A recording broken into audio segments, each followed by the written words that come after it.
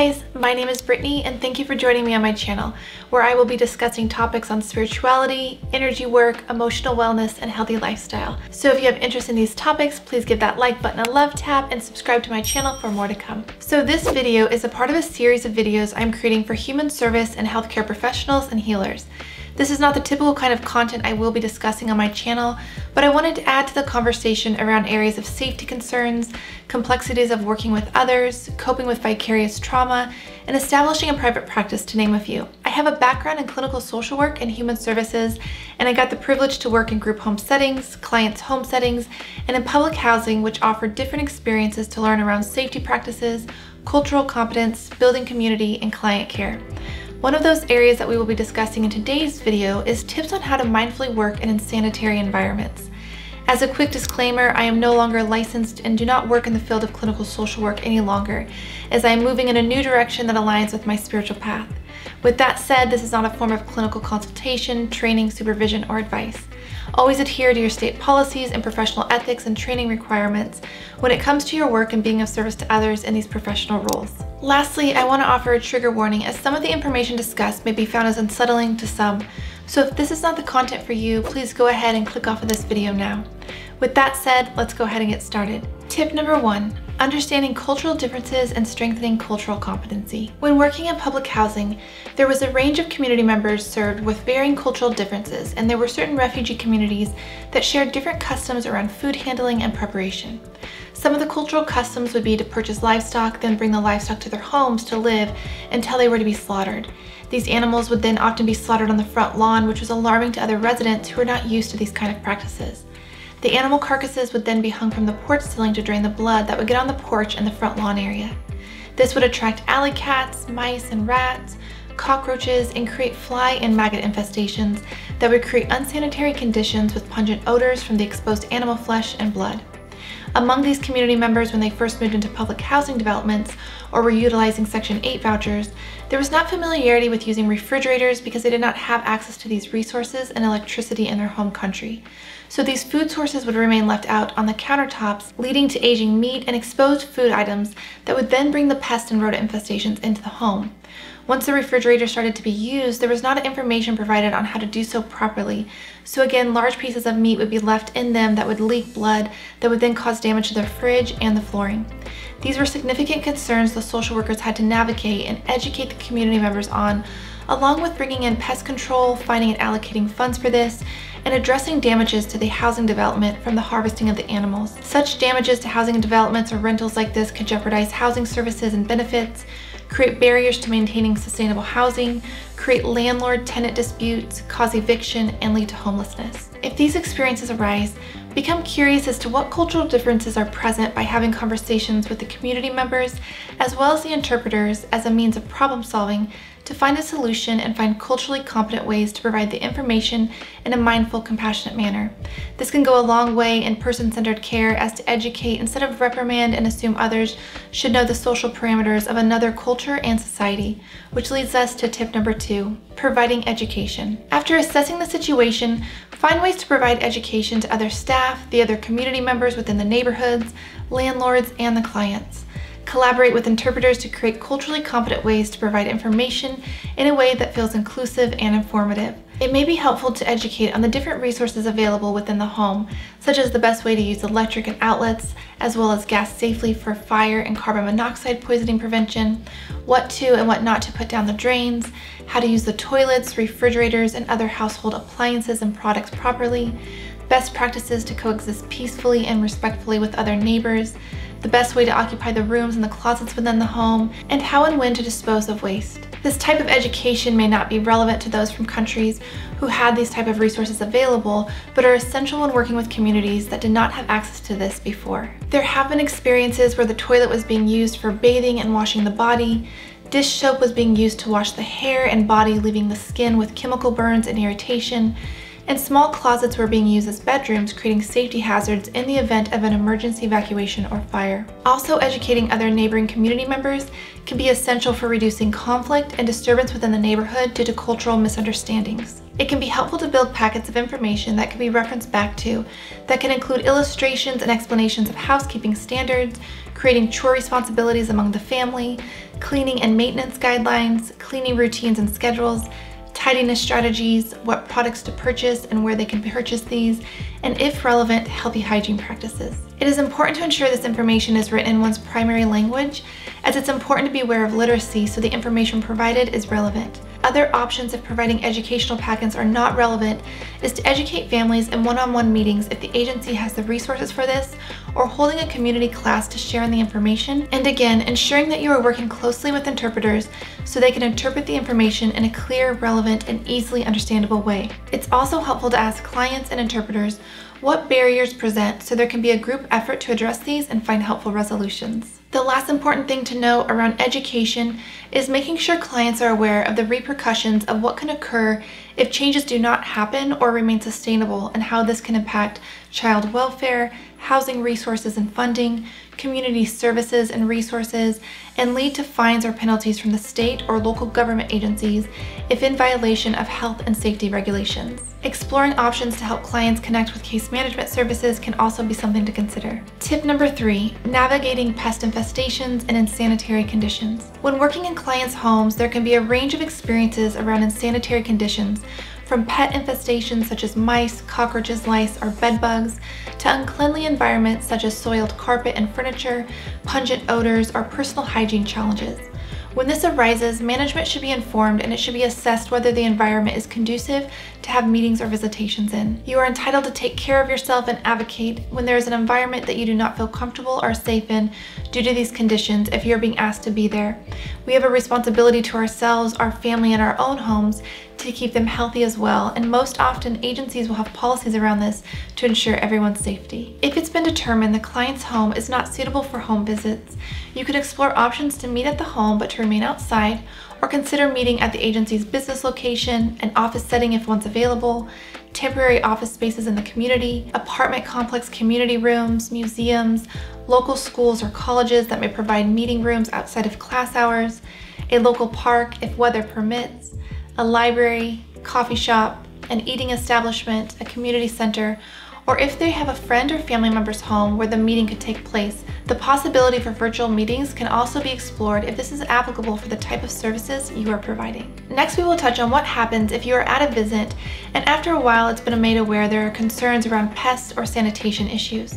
If this occurs, it will need to be determined at your discretion whether it is addressed with the client, and if so, done in a sensitive, respectful, empathetic, and professional manner. You can let the client know you've become aware of this concern, and as a result, the visit will need to be ended early due to agency policy. Then you can discuss some ways to address the matter or help them get connected to community resources that can. You can then let them know that you will contact them soon to follow up on ways to navigate this and ensure the matter has been resolved, and to determine the next steps to continuing services in a neutral environment in the meantime. If you are at a point in your career where you do not feel comfortable or know how to have this conversation in a way that supports your well-being, agency policy, and the client's well-being, you can let the client know that something has come up and you apologize for the interruption, but you need to excuse yourself and end the visit early, and you will be in contact with them soon to discuss scheduling the next visit. Then share the experience with your supervisor so they can navigate best practices to address and resolve the concern in a mindful manner with the client, and determine the best course of action if other visits are scheduled with other providers,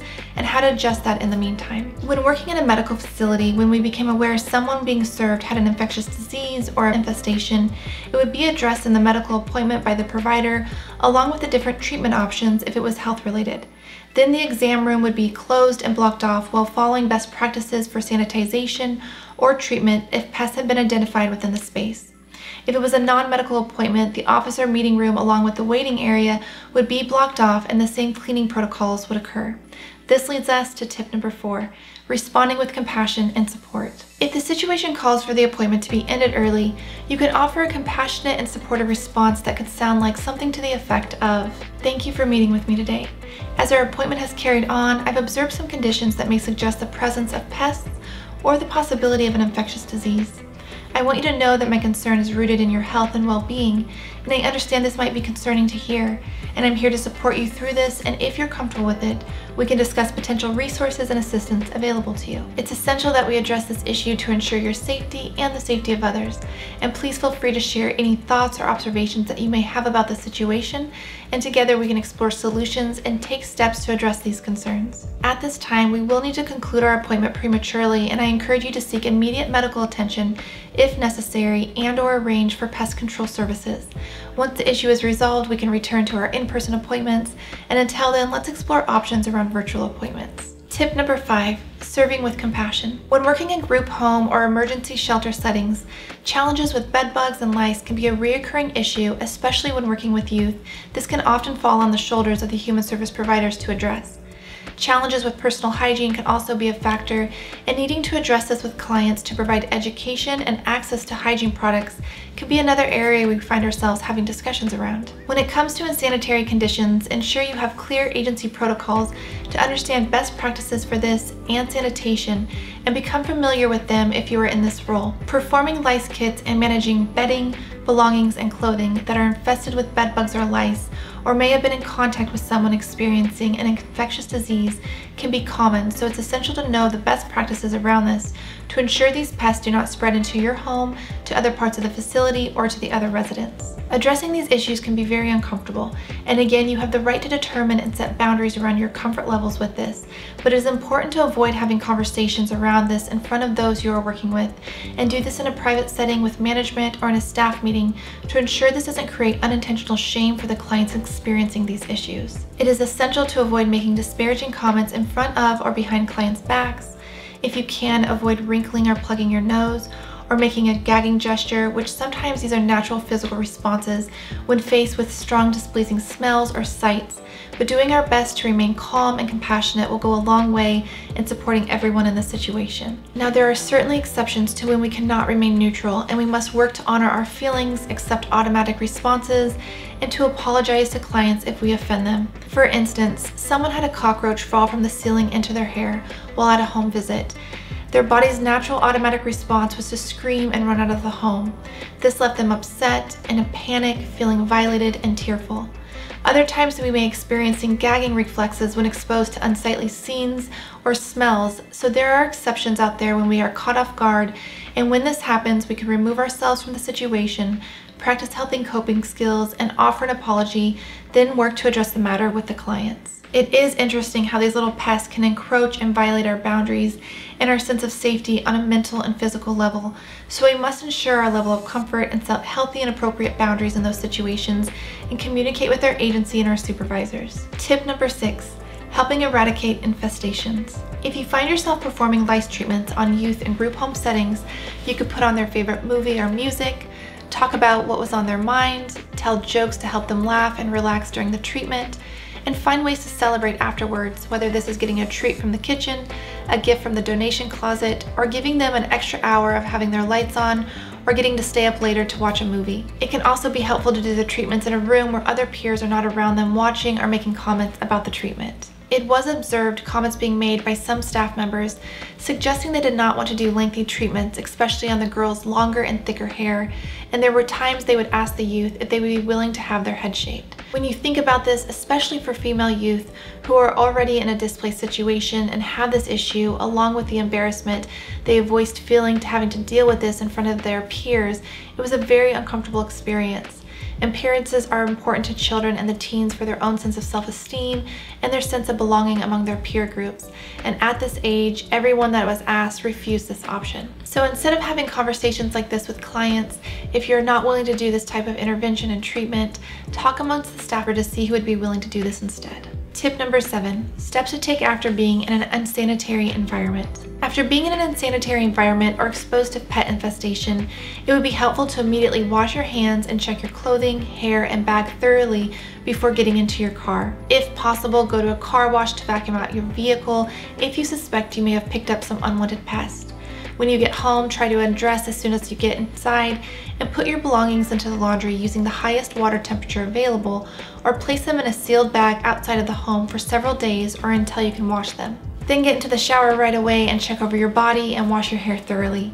It is helpful to keep an eye out on your living and working environments to detect any signs of infestation. Be vigilant in identifying early warning signs such as bites, droppings, or sightings of pests. If you notice any issues, take immediate action to address them before they become more severe. After that, take some time to practice self-care. Do some deep breathing, rest, relax, and laugh. A common thing that would happen when faced with these dynamics is staff would share how it would create a psychosomatic feeling of being itchy and having a sense of agitation within their bodies by the thought alone of the pest or the insanitary environments. So doing some self-care afterwards can really help get your mind off of it and help you decompress. As we come to an end of this video, we will touch on some of the invaluable learning experiences this work offers, such as cultivating non-judgmental acceptance, resiliency, adaptability, and resourcefulness to find creative solutions to unexpected obstacles and limited resources. This work also helps us cultivate patience, compassion, understanding, and health and safety awareness and the potential health risks that arise working or living in certain conditions.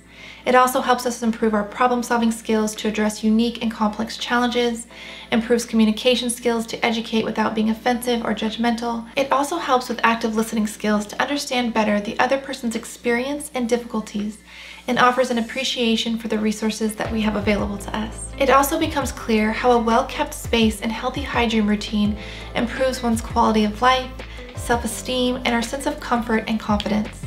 The last takeaway from what was learned from these experiences was the importance of professionalism and self-care. Working in insanitary conditions can be physically and mentally demanding. It highlights the importance of self-care and maintaining professional boundaries to protect our own well-being while still providing the necessary support to clients. So as we come to an end of this video, I would love to hear in the comments any other tips or suggestions that you have that were not mentioned in the video so we can continue helping support one another and gaining greater knowledge together. I want to thank you for joining me in this video and for all the helping professionals out there. If you guys found this video helpful, please like and subscribe and share this with any other helping professionals who may benefit from this discussion. You can also check out my safety tips when doing home visits and working in group homes if you haven't already, and be on the lookout for my upcoming videos on coping with vicarious trauma and navigating the complexities of working with clients as a psychotherapist. Thank you again, and my compassion and gratitude is with you all.